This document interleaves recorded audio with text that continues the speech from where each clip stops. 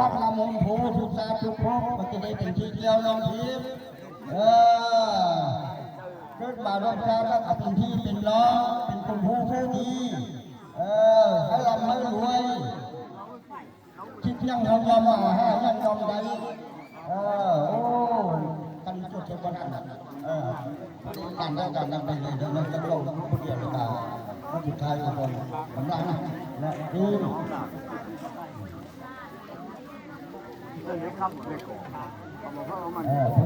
อธิษฐานทุกชาติทุกภพก็ให้ผู้มีจิตกับปัฒนาเอาจิตให้มันได้ผู้จิตผู้งามเราผู้จะมีแล้วก็ให้เรียนลูกให้ได้เรียนได้เรียนลูกตายก็ให้เรียนยังไงให้ได้ดูทางใจวัตถุเหมือนคำเนาะผู้เป็นผู้ร้ายก็ให้ได้บทเรียนเกี่ยงเอาผู้พระราชนาคือพอเถิด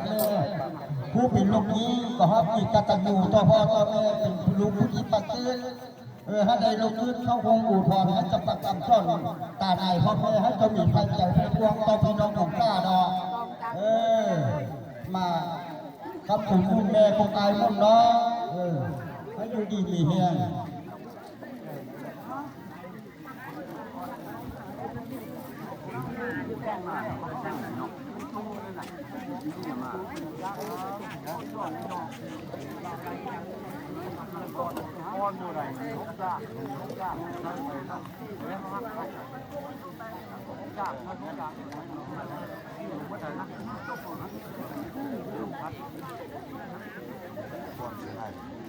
โอ้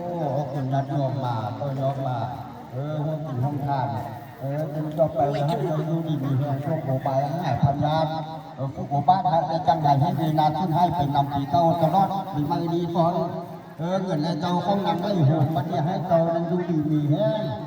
มีอายุมันคนมีนำพาพระศาสนาคงพาของเจ้าคงของปกปักรักษา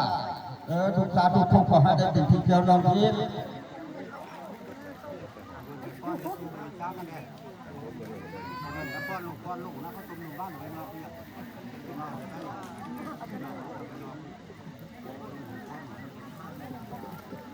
จนเลือฮอตตู้พี่น้องเอ้ย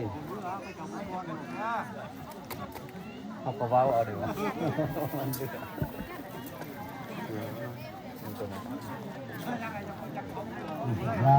หมัง